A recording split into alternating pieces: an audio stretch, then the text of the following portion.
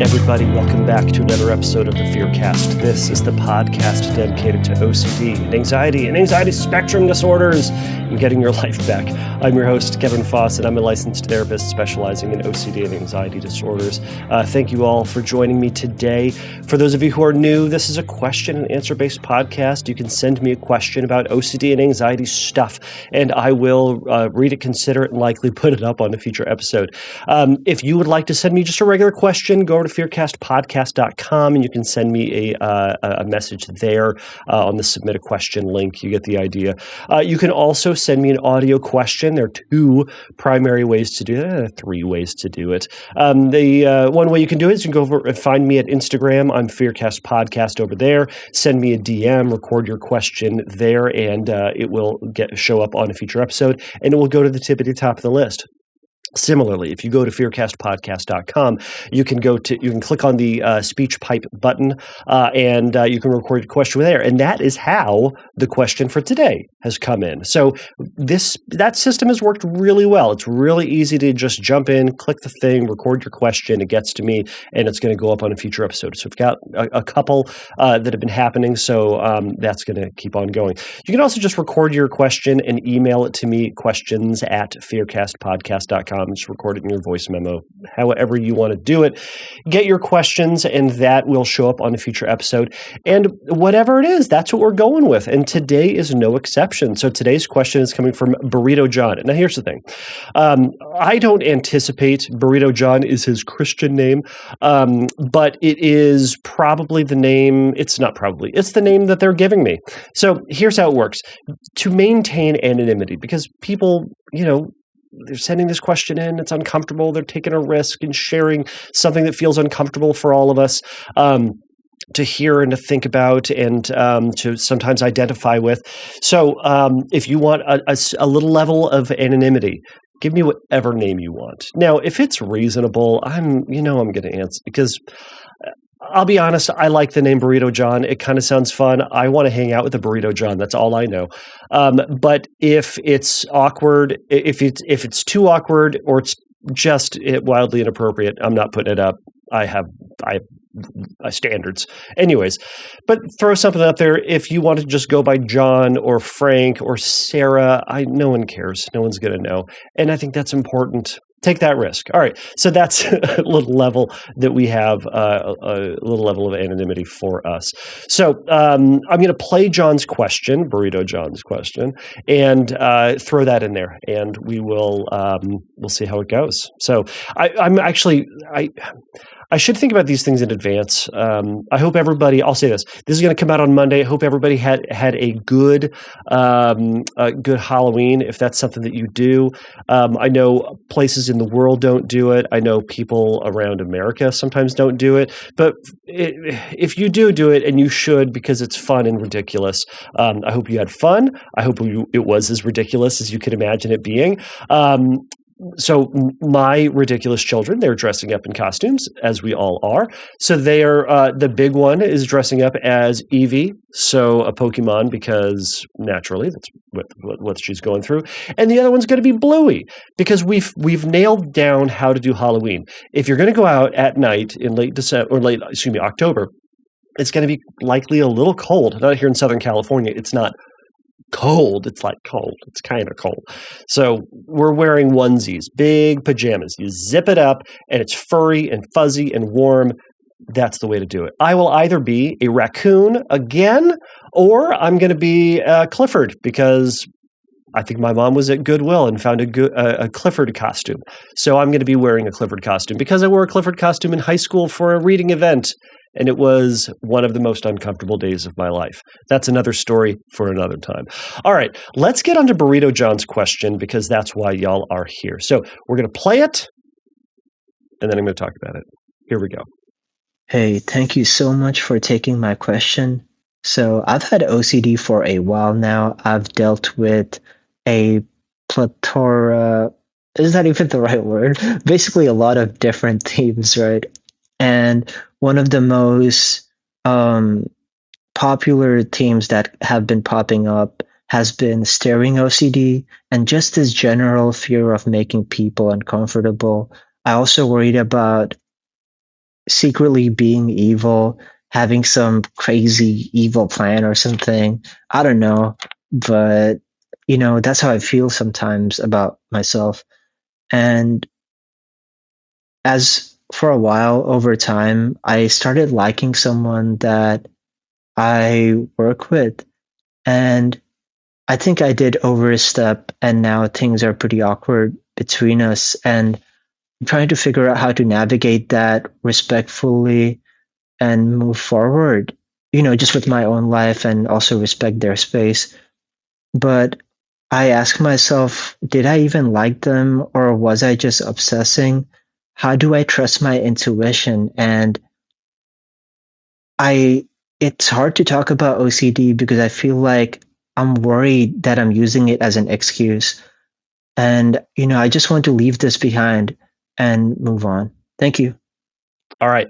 Thank you so much, Burrito John, for sending in that question. Okay. So before I get into this, because I am a man of a certain age, hearing the word plethora only reminds me of the Three Amigos movie. So I'm going to play the clip now. I have put many beautiful piñatas in the storeroom, each of them filled with little surprises. Many piñatas? Oh, yes, many.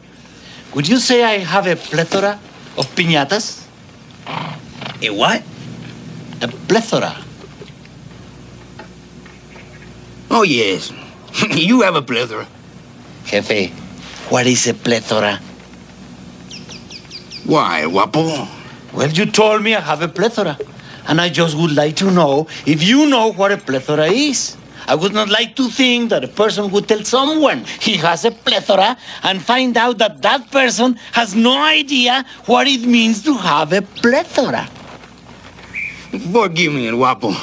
I know that I, Jefe, do not have your superior intellect and education. But could it be that once again, you are angry at something else and are looking to take it out on me? So that's what comes to mind with plethora. So I hope you all go see that movie. It's just a ridiculous movie. I'll say this. I don't know if it holds up.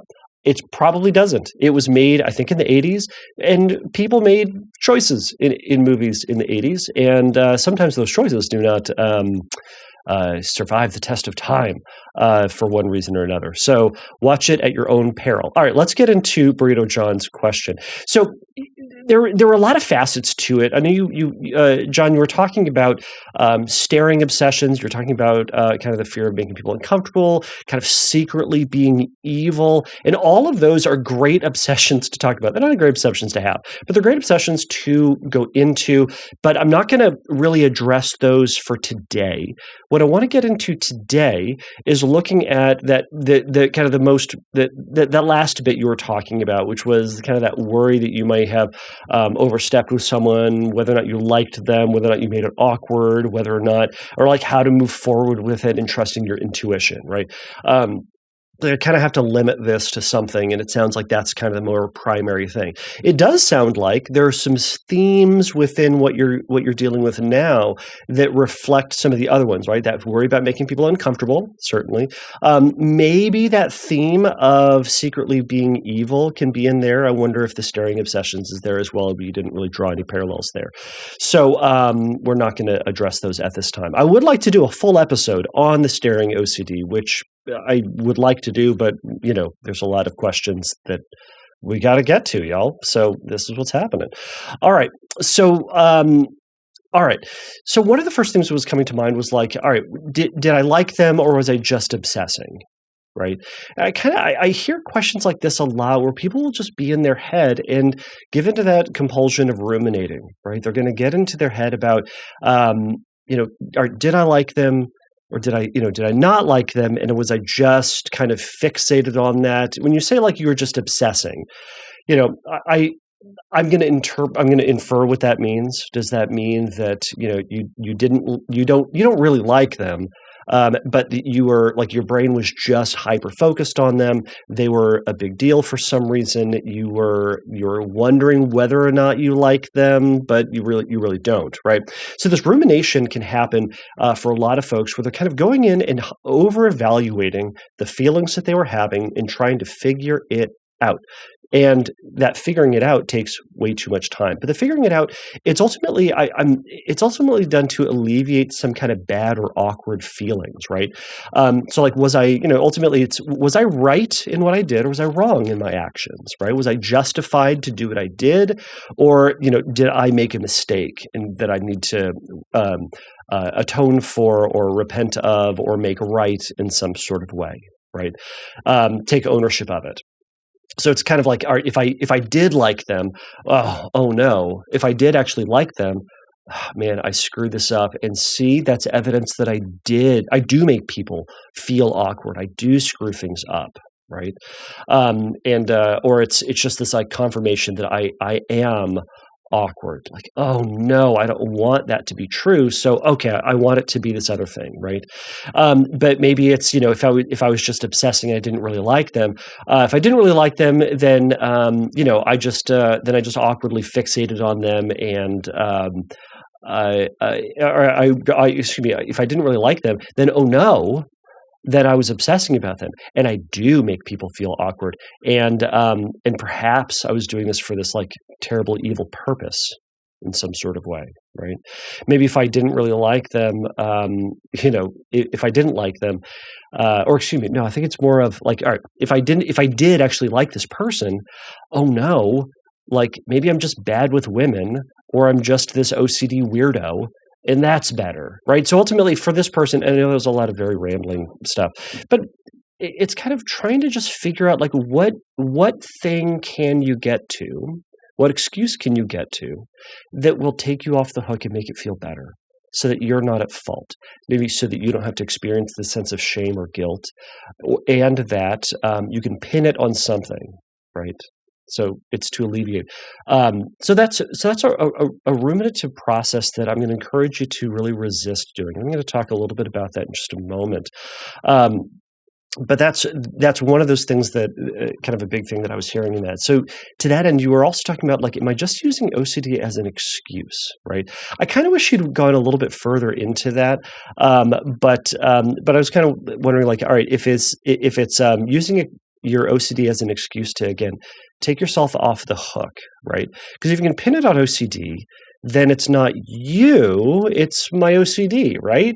It's the excuse, and this is going to sound weird. It's okay. I have OCD, and sometimes I just do weird things, or sometimes it got the best of me, and all right, I'm still fine. It's this monster that is kind of ruining it for me. That's the way I'm kind of reading that. Sometimes people will use their OCD as an excuse to not do things, right? Or they say, well, I have OCD, so therefore it justifies these actions. It justifies rumination. It justifies avoidance. It justifies all sorts of things. Right. So one of the things that as folks are recovering from OCD is to kind of make space for it as part of, but not the entirety of who you are. And it's not something that guides the ship, as it were, or tells you what to do or how to live your life. It's a part of you. It's a part of you that makes you great. It makes you wonderful. It makes you interesting. It makes you like fill in the blank, right? And I'm sure there's a lot of words that you could also use, but those are what my brain are coming with right now. All right. So are you using it as an excuse? What I'm going to encourage you to back away from is this kind of either or this kind of black and white perspective, right? It's not either or. It's it's both. So instead of viewing it as this either or, I want you to view it as putting yourself in context of having OCD. Okay, and what that kind of means is that it's both things, right? It recognizes the fullness of the situation, who you are, what challenges you're experiencing in life, and it likely involves finding the middle ground between these two. Right, so it says essentially it's saying, all right, I have OCD, and it makes me anxious, or it gives me intrusive thoughts, and I've a tendency to ruminate, and I make my own choices, and sometimes I make mistakes in that process. Right, so it's acknowledging both, and it's acknowledging the possibility that you do make mistakes, the probability, the likelihood, the fact that we will make mistakes in that process. To that end, take responsibility for the actions that you did, right? Now, I don't know the details of it, and I'm going to get into that in just a moment, but we want to be, as people, taking responsibility for our actions, whether or not we regret them or whether or not, we truly believed in them and it just didn't work out, right? Let's take ownership of it, right? So, if we don't take ownership of them, we just lead into this kind of rumination, situations like what you're talking about can really lead into that real event OCD. And I know we've talked about that a bunch of times before, but real event OCD is just another subtype of OCD, which is a rumination about a past event that did in fact happen. And the worry is the implications of it, what needs to happen about it, what's going to occur because of it, etc. Right. So that real event OCD can just be getting into the weeds of, what does this say about me?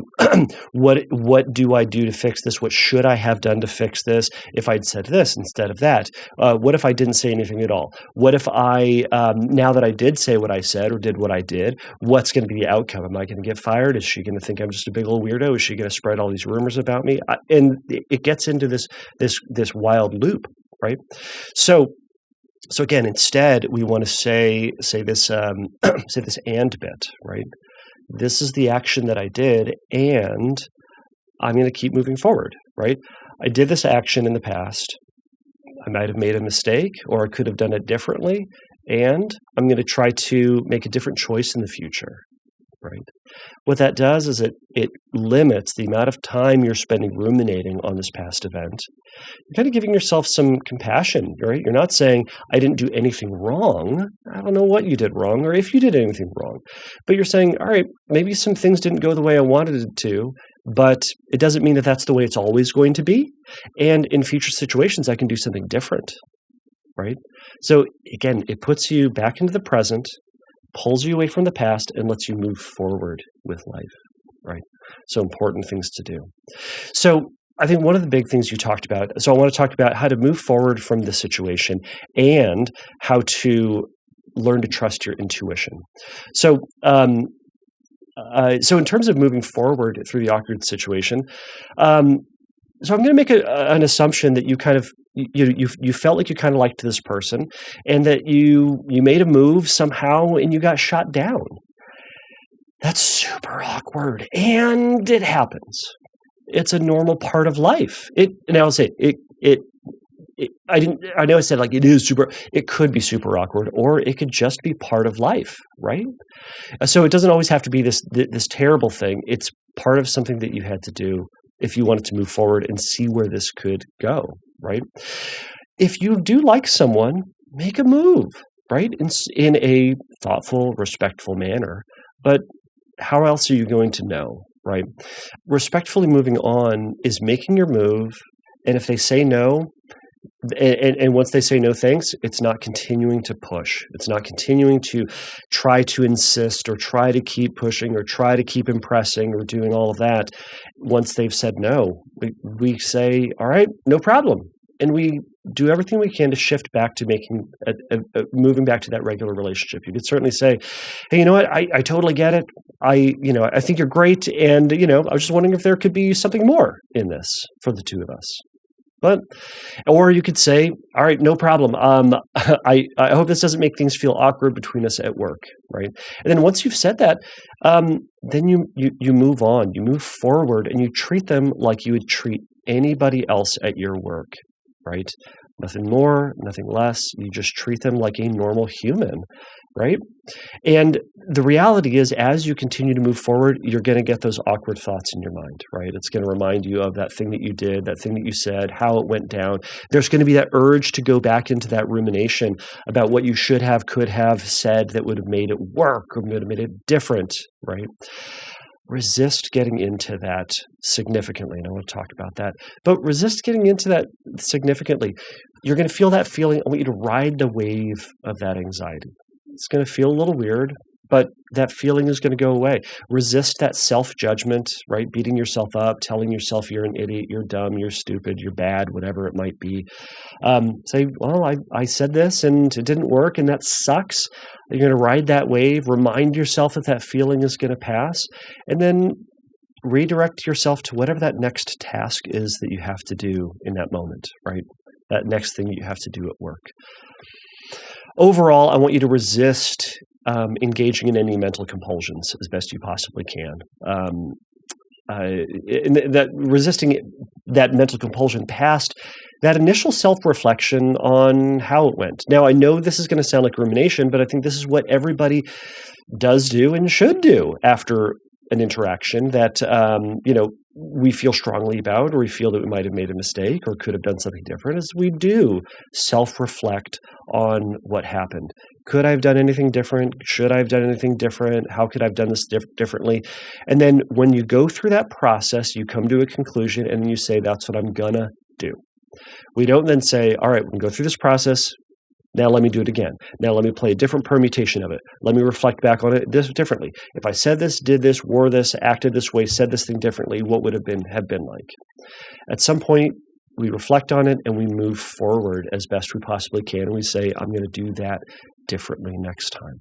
So now, lastly, in terms of trusting your intuition, I'm like fighting the clock on my computer because it's in the red. I have 6%. Can I do it? We'll see. So, trusting your intuition. I'll say this. The way that we build our trust in our intuition is we reflect on what we're thinking and we're feeling. We make a choice and we see how it goes. And we know that we're going to make mistakes. And it's in those mistakes that we learn what we can do differently next time, right? What I want you to do is I want you to resist this narrative that it's this black and white idea. I'm good at this or I'm bad at this. I can trust my intuition or I can't, right? Or I have good intuition or I have bad intuition, okay? It's that what we're doing is sometimes in that is that we're saying, I'm trusting the presence or absence of anxiety, right? And sometimes our intuition we're on, but we still feel anxious, or we're going to make a good decision, but we still feel anxious. It doesn't mean it's one or the other, okay? I'm going to give compassion towards yourself as you're doing this, right? So it's not that you're good or bad at this, but you're working on this, right?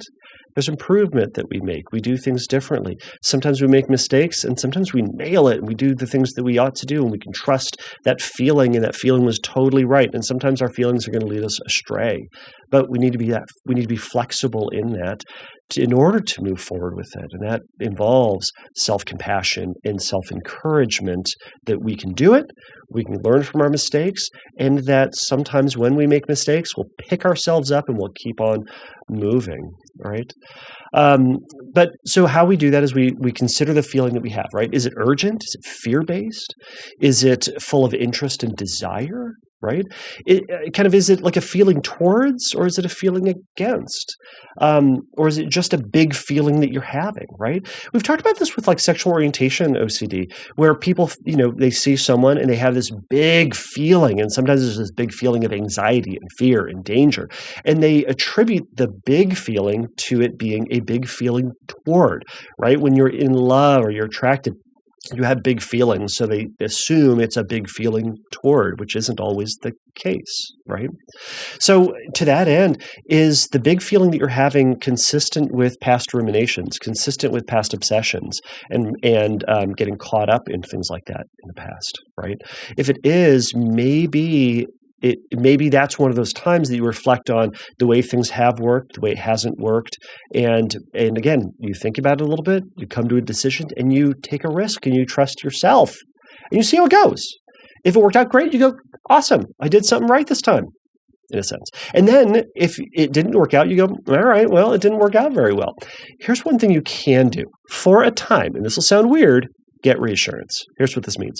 Find trusted people in your life. And after some self-reflection and some planning and some considering, go to that trusted person. And it might be a therapist, it might be a family member, but you then say, hey, here's what I'm thinking, here's what I'm feeling. What do you think? And they'll give you some feedback, knowing you and them being in your corner and wanting the best for you.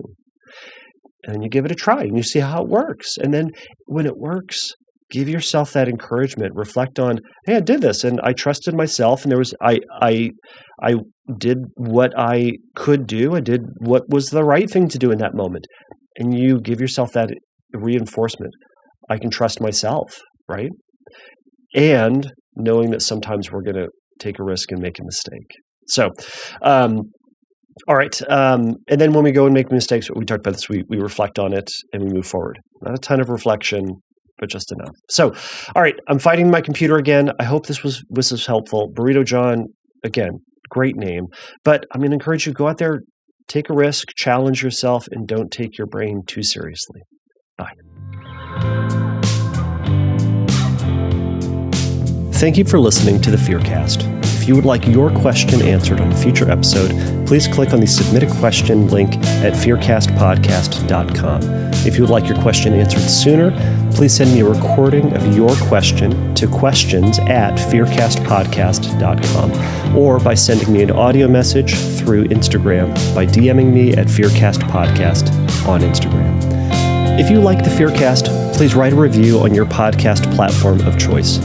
Please remember that the Fearcast is not a substitute for psychotherapy. If you need a little bit of help in your recovery, please go over to fearcastpodcast.com and click on the Find Help link, and there's going to be some information for you there. So until next time, take a risk, challenge yourself, and don't take your brain too seriously. Bye.